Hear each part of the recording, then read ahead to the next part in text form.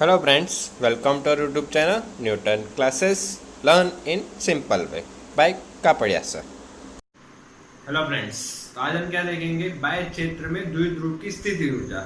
इसके पहले हम क्या कर चुके, एक सिंगल आवेश के लिए हमने स्थिति ऊर्जा निकाल चुके, फिर द्विध्रुव के लिए भी स्थिति ऊर्जा निकाल चुके। लेकिन अब हमें क्या करना है, यहाँ पे द्विध्रुव को कहाँ पे रखना है, बाह्य क्षेत्र। बाह्य क्षेत्र मतलब किसके अंदर रखना है, विद्युत क्षेत्र में। तो विद्युत क्षेत्र में रखने के बाद उसकी स्थिति ऊर्जा में क्या होता है वो हम आज ज्ञात करेंगे। ठीक है, तो उसके लिए यहाँ पे देखें तो हमारा टॉपिक है बाह्य क्षेत्र में द्विध्रुव की स्थिति ऊर्जा। ठीक है, यहाँ पे देखो क्वेश्चन दो तरीके से आ सकता है, बाह्य क्षेत्र या फिर इसको दूसरा क्या बोल सकते हैं, विद्युत क्षेत्र। ठीक है, तो इसमें कंफ्यूज ना होना। ठीक है, चलो तो उसके लिए देख लेते हैं। पहले उसके लिए क्या करते हैं, एक चित्र बना लेते हैं। चित्र में देखो यहाँ पे बना लेते हैं, ये हो गया हमारा विद्युत क्षेत्र। विद्युत क्षेत्र के लिए बता देते हैं। और विद्युत क्षेत्र किस प्रकार है, मतलब यहाँ पे अगर हम देखें तो यहाँ पे कौन से आवेश होते हैं, धन आवेश होते हैं। क्यों? क्योंकि धन से हमेशा क्या होता है, बाहर की तरफ होता है, और ऋण आवेश के लिए क्या होता है, अंदर की तरफ होता है। ये चीज हो गई, ये तो हो गया विद्युत क्षेत्र। उसके अंदर हमें क्या रखना है, द्विध्रुव रखना है। ठीक है, तो यहाँ पे क्या करते हैं, हम द्विध्रुव रख देते हैं। और द्विध्रुव का मतलब क्या होता है, द्विध्रुव का मतलब होता है उसके अंदर एक क्या होगा, धन आवेश होगा, एक होगा ऋण आवेश, और दोनों के बीच की दूरी क्या होती है, यहाँ पे 2a होती है। ठीक है, वो चीज भी देख लेते हैं। तो यहाँ पे हम कंसीडर कर लेते हैं, हो गया हमारा प्लस क्यू, यहाँ पे कंसीडर कर लेते हैं माइनस क्यू, और दोनों के बीच की दूरी क्या होती है, 2a। ठीक है, दूरी की हमें यहाँ पे कोई जरूरत नहीं, इसके लिए हम उसको नहीं बताएंगे। ठीक है, और यहाँ पे देखो आवेश है और विद्युत क्षेत्र है, तो यहाँ पे क्या लग रहा होगा, बल लग रहा होगा। तो बल के लिए हमारा इक्वेशन क्या होता है, F is equal to QE। ठीक है, तो इसमें भी बल लग रहा होगा और इसमें भी बल लग रहा होगा। ये धन आवेश है, तो इसमें धन आवेश ऋण आवेश क्या कर रहे होंगे, आकर्षित बल लगा रहे होंगे। कौन सी दिशा में, इस दिशा में। ठीक है, तो इसको हम क्या कंसीडर कर लेते हैं, F1। ठीक है, और ये जो माइनस QE है, इस पे भी क्या कर रहा होगा, बल लग रहा होगा। और कौन बल लगा रहे होंगे, ये प्लस वाले। ठीक है, तो इस पे बल कौन सी दिशा में लग रहा होगा, इस दिशा में। इसको मान लेते हैं F2। ठीक है, तो F1 के लिए इक्वेशन आया हमारा QE, और F2 के लिए अगर हम देखें तो इक्वेशन क्या आएगा, माइनस QE, क्योंकि यहाँ पे धन आवेश था और यहाँ पे ऋण आवेश है। ठीक है, और दोनों के लिए विद्युत क्षेत्र का मान कैसा है, समान है। ठीक है, तो इसके लिए अगर हम परिणामी बल की बात करें तो परिणामी बल क्या हो जाएगा, यहाँ पे हमारा F1 प्लस F2। ठीक है, F1 का मान हो जाएगा यहाँ पे QE, और F2 का मान हो जाएगा माइनस QE। ठीक है, और यहाँ पे अगर हम देखें तो प्लस QE माइनस QE क्या आ जाएगा, कैंसर। तो फाइनल F इक्वल टू क्या आ गया हमारा, 0। मतलब द्विध्रुव पे यहाँ पे बल कोई लगेगा नहीं, परिणामी बल का मान कैसा होगा, यहाँ पे हमारा 0 होगा। ठीक है, मतलब ये बोल सकते हैं कि द्विध्रुव को अगर कहीं विद्युत क्षेत्र में रखते हैं, एक समान विद्युत क्षेत्र में, तो उस पर परिणामी जो बल लगता है उसका मान हमेशा कैसा होता है, 0 होता है। ठीक है, तो ये तो हो गई बल की बात। लेकिन हमें किसके लिए करना है, स्थिति ऊर्जा के लिए। तो दूसरी चीज क्या बोल सकते हैं कि यहाँ पे बल का मान 0 हो रहा है, लेकिन यहाँ पे बल आगुण क्या 0 हो रहा है। बल आगुण क्या होता है, तो पहले देख लेते हैं। बल आगुण का मतलब क्या चीज ऐसे है, यहाँ पे बल लग रहा है, यहाँ पे बल लग रहा है, मतलब ये रेखिक गति नहीं कर रहा है, लेकिन यहाँ पे ऐसे घूमेगा। ये चीज हमने देखी थी फर्स्ट चैप्टर में। कहाँ पे देखी थी, फर्स्ट चैप्टर के अंदर। वहां पे हम क्या करते थे, बाह्य क्षेत्र या विद्युत क्षेत्र के अंदर अगर द्विध्रुव रखते हैं तो उस पर क्या होता है, बल लगता है, और बल लगने की वजह से क्या करता है, ऐसे गति करता है। और कौन सी गति करता है, घूर्णन गति। और घूर्णन गति करके वो क्या हो जाता है, अंत में कैसा हो जाता है, विद्युत क्षेत्र के समांतर हो जाता है, मींस ऐसे हो जाएगा। ठीक है, ये हो जाएगा यहाँ पे हमारा प्लस Q। ठीक है, और यहाँ पे हो जाएगा माइनस Q, ऐसे हो जाएगा। और उसके बाद ये कोई भी गति करेगा नहीं।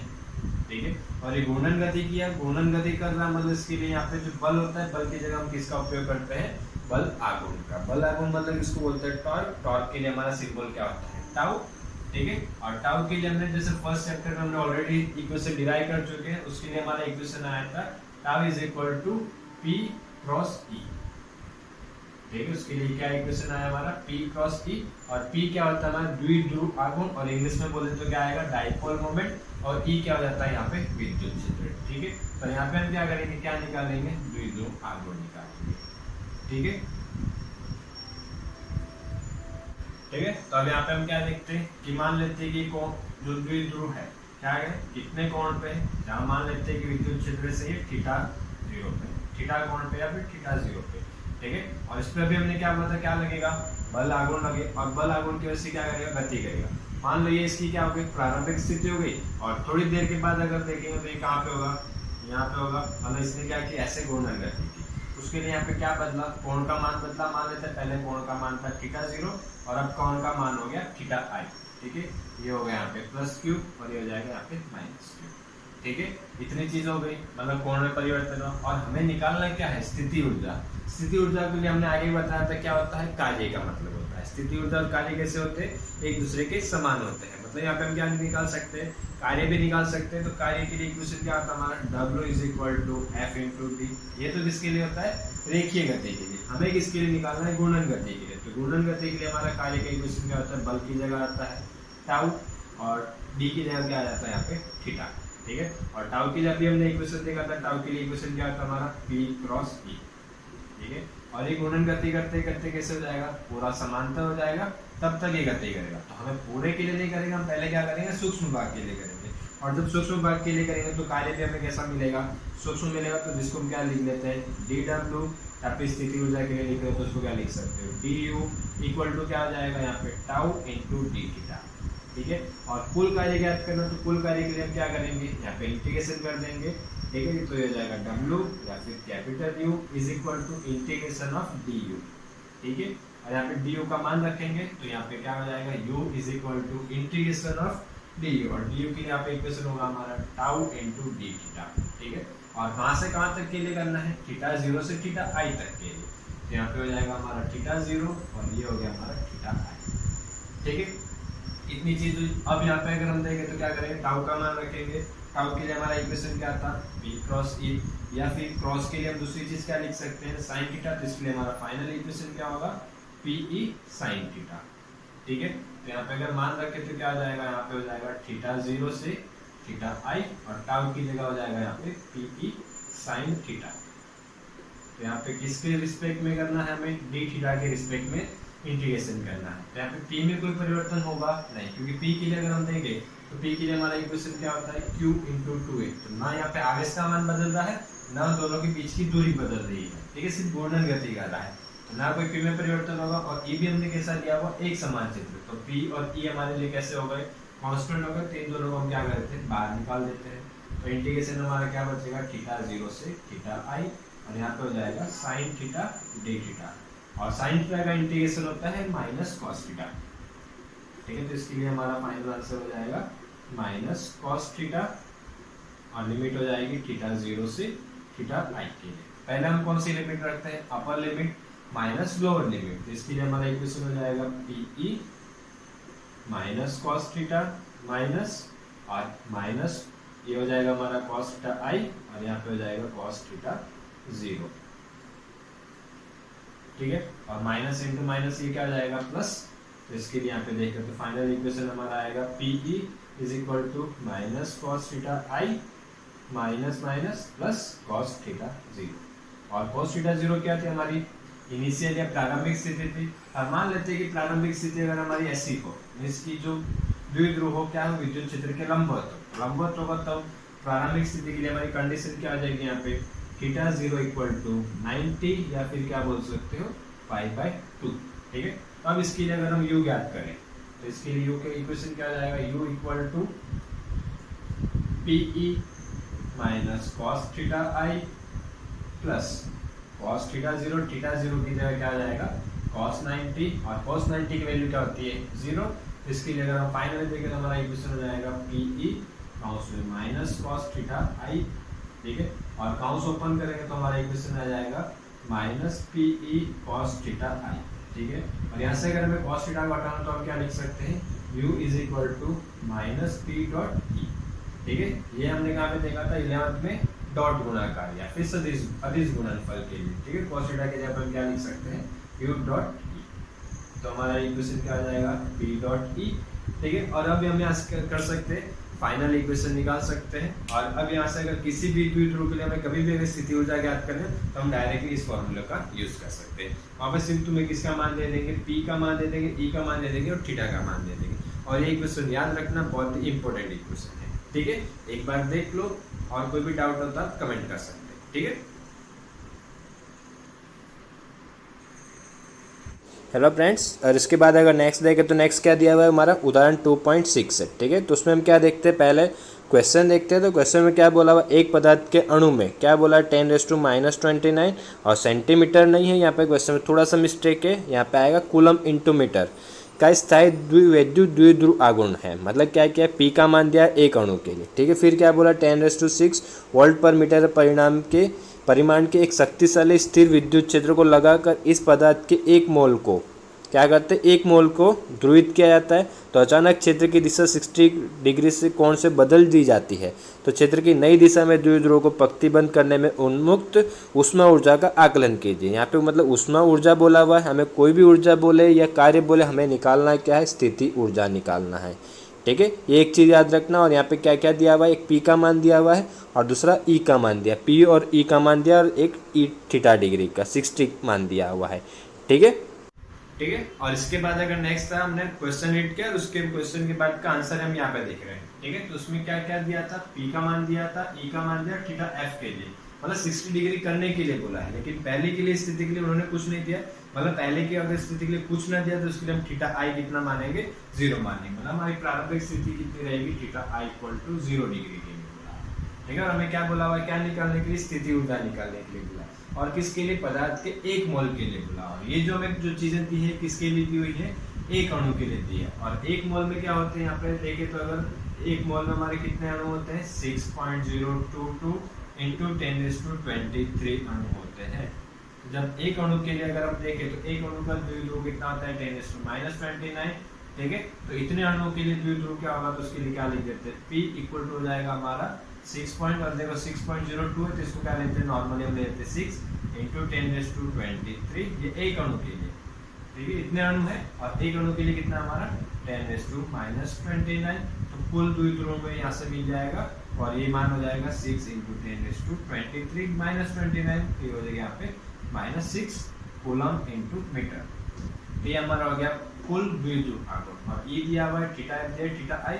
यहाँ पे हम क्या करेंगे, दो स्थिति ऊर्जा निकालेंगे, एक प्रारंभ की और एक अंतिम की, और कितना अंतर आएगा उसको हम क्या बोलेंगे, परिणामी स्थिति ऊर्जा, ठीक है। तो यहाँ पे हो जाएगा यू आई निकाल रहे थे प्रारंभ के लिए, तो हमारा इक्वेशन क्या था, माइनस पी डॉट ई, और डॉट के लिए हम क्या लिखेंगे, पी ई कॉस थीटा आई, ठीक है। तो यहाँ पे पी का मान हमारा कितना है, 6 इंटू 10⁻⁻6, और ई का मान यहाँ पे कितना है 10⁻6, और थीटा आई की बात करता हूँ कितना है 0, ये हो गया cos 0, ठीक है। अगर इसी को हम सॉल्व करें तो क्या आ जाएगा, -6 + 6 कैंसिल, और cos 0 की वैल्यू क्या होती है 1, तो यहाँ पे हमारा फाइनल आंसर आएगा -6 जूल, ठीक है। और इसी तरह क्या करेंगे, हम किसका निकालेंगे, यू एफ इस फाइनल के लिए, तो फाइनल के लिए भी सेम इक्वेशन रहेगा, तो उसके लिए क्या लिख देते हैं, P E cos theta F, से पी ए बन जाएगा, यहाँ थीटा आई था, यहाँ हो जाएगा थीटा एफ।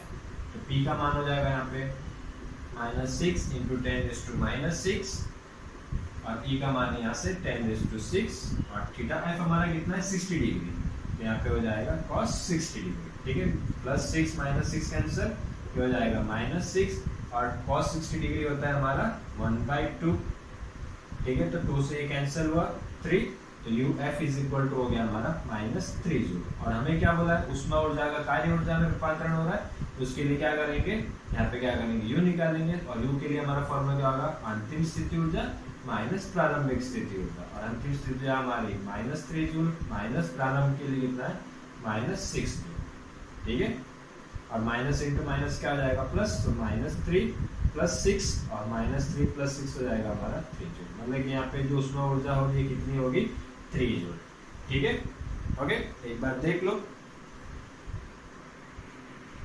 फ्रेंड्स।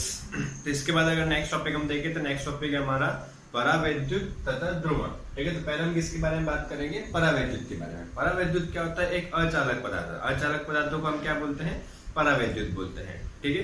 तो उसकी यहाँ पे क्यों चर्चा की, उसके लिए यहाँ पे बताया हुआ है कि जैसे हम तुलना की किसके साथ, चालक पदार्थों के साथ, और परावैद्युत क्या होता है, अचालक होता है। तो चालक पदार्थों में क्या होता है, अगर उसको किसी विद्युत क्षेत्र में रखते हैं तो उसके अंदर जो भी आवेश होते हैं उनको क्या लगता है, बल लगता है, और बल की वजह से आवेश क्या करने लगते हैं, गति करने लगते हैं, वहन करने लगते हैं।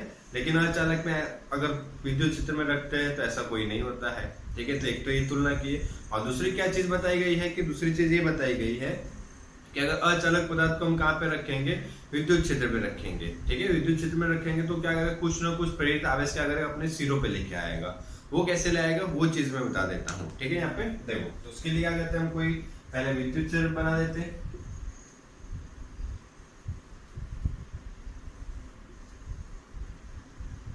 ये हो गए विद्युत क्षेत्र इकाई, ठीक है। और इसके अंदर हम क्या करना है, एक अपरावैद्युत मीन्स की अचालक पदार्थ रखना है। जैसे मान लीजिए हमने क्या कर दिया, अचालक पदार्थ रख दिया। इसके अंदर क्या होता है, आवेश तो होते हैं, ठीक है, लेकिन क्या कर रहे हैं, प्रेरित करते हैं। प्रेरित किसकी वजह से, मतलब यहाँ पे अगर हम देखें तो ये किस में से निकल रहा है, विद्युत क्षेत्र धन आवेश में से, और ये कहाँ से निकल आता है, ऋण आवेश में से। तो इसके अंदर जो ऋण आवेश होंगे उनको एक धन आवेश क्या कर रहे होंगे, आकर्षित कर रहे होंगे, मतलब ऋण आवेश आ जाएंगे इसके एक तरफ, जो भी रहेंगे, ये नहीं चालकों की तुलना में कम रहेंगे लेकिन थोड़े बहुत भी रहेंगे, ठीक है, उसके लिए। और दूसरी चीज यहाँ पे देखें तो ये ऋण ध्रुव क्या करेंगे, इसके अंदर जो धन ध्रुव होंगे उनको क्या करेंगे, अपनी ओर आकर्षित कर लेंगे, ठीक है। वैसे तुम देखो तो यहाँ पे क्या हुआ, प्रेरित हुए, किसकी वजह से, विद्युत क्षेत्र की वजह से। पहले यहाँ पे ऐसा कुछ भी था नहीं था, ठीक है। अब यहाँ पे देख रहे हो तो क्या करेगा, ये भी तो विद्युत क्षेत्र उत्पन्न करेंगे, और इनके विद्युत क्षेत्र क्या होगा, इस दिशा में, धन से ऋण की दिशा में, ठीक है। और ये जो विद्युत क्षेत्र बाय वाले विद्युत क्षेत्र की कौन सी दिशा में, विपरीत दिशा में। इसके लिए जो बाय से जो विद्युत क्षेत्र इस पे लग रहा होगा, इसका ये क्या करता है, विरोध करता है, और विरोध करने की वजह से वहां पे कोई भी आवेश क्या नहीं कर सकता है, गति नहीं कर सकता है। इसके लिए परावैद्युत या अचालक पदार्थों में क्या नहीं होता, धारा का वहन नहीं होता है, ठीक है। और इसके बाद अगर हम देखें तो इसके बाद अगर नेक्स्ट टॉपिक आएगा हमारा ध्रुवण से, ठीक है। और ध्रुवण के लिए हम थोड़ा सा अगर देखें तो पहले इसको क्या करते हैं, ठीक है। अब ध्रुवण के लिए क्या है कि ये बोला है कि प्रकृति में हमारे दो प्रकार के पदार्थ होते हैं, एक होता है हमारा ध्रुवी पदार्थ और एक होता है हमारा अध्रुवी पदार्थ, ठीक है। पहले क्लियर कर देते हैं ध्रुवी और अध्रुवी क्या होता है। ध्रुवी पदार्थ मतलब जिसके अंदर स्थायी रूप से द्विध्रुव उपस्थित हो, क्या होगा, द्विध्रुव पदार्थ जिसके अंदर स्थायी रूप से द्विध्रुव उपस्थित हो, ऐसे पदार्थों को क्या बोलेंगे, ध्रुवी पदार्थ। और जिसके अंदर स्थायी रूप से द्विध्रुव उपस्थित ना हो, ऐसे पदार्थों को क्या बोलेंगे, अध्रुवी पदार्थ, ठीक है। देखो एक तो ये चीज हो गई, ठीक है। जो क्या आएगा, पहले अंदर दो पदार्थ आएंगे, तो पहला हम यहाँ पे लिख देते हैं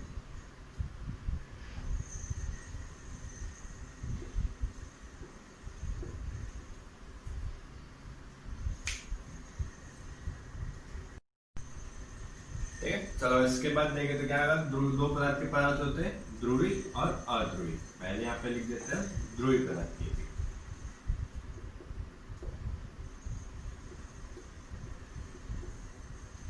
ठीक है। और दूसरा कौन सा होगा हमारा, अध्रुवी पदार्थ। अदरवाइज नाम से ही पता चल रहा है मतलब उनके अंदर ध्रुव नहीं होते हैं, ठीक है। अब देखो दूसरा अगर हम बात करते हैं, यहाँ पे उदाहरण की जरूरत पड़ेगी। उदाहरण के लिए ध्रुवीय पदार्थ में हम क्या ले सकते हैं, जैसे मान लो हम ले लेते हैं HCl, ठीक है, फिर NaCl, ठीक है। इसकी एग्जांपल जैसे अगर हम HCl की बात करते हैं, HCl में क्या होता है, एक प्लस होता है और एक माइनस होता है, इसमें एक धन आयन होता है, एक ऋण आयन होता है, दोनों चीज हो गई, मतलब दो ध्रुव होंगे, एक धन होगा और एक ऋण होगा। NaCl के अंदर भी अगर हम देखें तो क्या आ जाएगा, एक होगा हमारा Na+ और एक होगा Cl-, ठीक है, ये चीज भी हो जाएगी। और अध्रुवीय पदार्थों में किसका रहेगा, एग्जांपल H2, O2, N2, ठीक है। इसको ना हम धन में कंसीडर करते हैं ना ऋण में कंसीडर करते हैं, ये कैसे होते हैं, तटस्थ होते हैं, ठीक है। ऐसे पदार्थों को हम क्या बोलेंगे, अध्रुवीय पदार्थ बोलेंगे, ठीक है। और फिर ये बोला हुआ है कि अगर ध्रुवीय पदार्थ को और अध्रुवीय पदार्थ को हम कहाँ पे रखेंगे, अगर विद्युत क्षेत्र में रखोगे तो उसकी वजह से क्या फर्क पड़ेगा, वो चीज भी यहाँ पे देख लेते हैं, ठीक है, ठीक है। देखो तो अब क्या करना है, ध्रुवीय पदार्थ को और अध्रुवीय पदार्थ को अगर हम विद्युत क्षेत्र पे रखेंगे तो उनमें क्या अंतर होगा, वो चीज का हमें यहाँ पे स्टडी करना है, ठीक है। तो उसके लिए देखो पहले क्या करते हैं, हम ध्रुवीय पदार्थ बनाते हैं। जैसे ध्रुवीय पदार्थ के लिए हमने क्या बोला, पहले से क्या होगा, उसके अंदर स्थायी रूप से द्विध्रुव होंगे, ठीक है। और द्विध्रुव और तब E = 0, मतलब यहाँ पे कोई भी विद्युत क्षेत्र अभी नहीं है, ठीक है। तो उसके अंदर हम जब विद्युत क्षेत्र देख रहे तो क्या होंगे, सॉरी द्विध्रुव होंगे, ऐसे plus minus plus minus plus minus, means क्या होंगे, अस्त व्यस्त होंगे, ठीक है। और फिर जैसे क्या करेंगे, इसके ऊपर हम क्या करेंगे, बल लगाएंगे या विद्युत क्षेत्र लगाएंगे, और विद्युत क्षेत्र की वजह से क्या लगेगा, इन पे बल लगेगा, और बल की वजह से क्या करने लगेंगे, गुणन गति करेंगे। गुणन गति करके क्या हो जाते हैं, विद्युत क्षेत्र के समांतर हो जाते हैं। ये चीज हमने आगे भी देखी हुई है, ठीक है। और देखो अब यहाँ पे क्या करते हैं हम, अगर विद्युत क्षेत्र E ≠ 0, मतलब यहाँ पे क्या लग रहा होगा, कुछ ना कुछ विद्युत क्षेत्र लग रहा होगा, और मान लेते हैं कि विद्युत क्षेत्र की दिशा हमारी है इस तरह, ठीक है। मतलब यहाँ पे कौन से होंगे, धन ध्रुव, तो सभी ऋण ध्रुव क्या आ जाएंगे, इस तरह। ये आ गया नेगेटिव पॉजिटिव, इसकी गति कैसे करा, ऐसी गति किया। अब इसकी बात करते हैं, घूम के कैसे हो जाएगा, माइनस प्लस, ठीक है। और इसके अंदर भी देखें तो क्या हो जाएगा, माइनस प्लस, मीन्स जितने भी द्विध्रुव होंगे सभी क्या आ जाएंगे, इस प्रकार से समायोजित हो जाएंगे।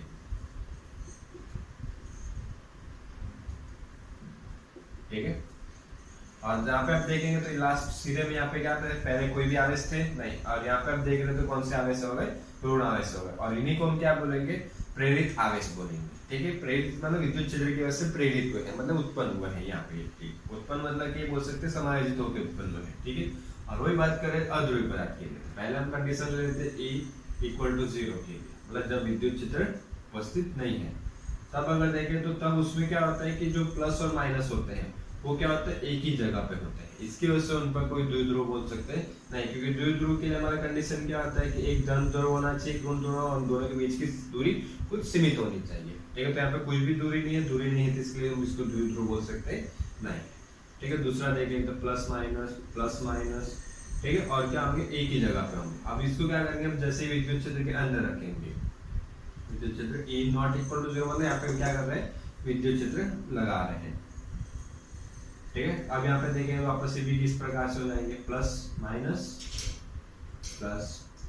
इस साइड आए, इस साइड विद्युत क्षेत्र की अगर हम दिशा ले ले, ये हो जाएगा हमारा माइनस प्लस, इस प्रकार से इसमें भी क्या हो जाएंगे, ये समायोजित हो जाएंगे। अब देखो इतनी चीज हुई क्लियर यहाँ पे। ठीक है, अब देखो अब देख रहे हैं यहाँ पे, अगर हमने किसके लिए, ध्रुवण के लिए। ध्रुवण का मतलब क्या होता है, अगर चीज देख रहे हो तो अध्रुवी पदार्थ है, उसको हमने क्या रखा, विद्युत क्षेत्र में रखा, और विद्युत क्षेत्र में रखने की वजह से किसमें परिवर्तन हो गए, किसकी तरह बिहेव कर रहे हैं, ध्रुवीय पदार्थ की तरह। ठीक है, इसके लिए इस प्रक्रिया को हम क्या बोलेंगे, ध्रुवण, मतलब अध्रुवीय पदार्थों को ध्रुवीय पदार्थों में रूपांतरित करने की जो प्रक्रिया होगी उस प्रक्रिया को क्या बोलेंगे, हम ध्रुवण बोलेंगे। ठीक है, उसमें भी यहाँ पे कौन से होंगे, ये ऋण आवेश उत्पन्न हो रहे हैं, प्रेरित हो रहे हैं, तो इनको हम क्या बोलेंगे, प्रेरण आवेश। ठीक है, ओके।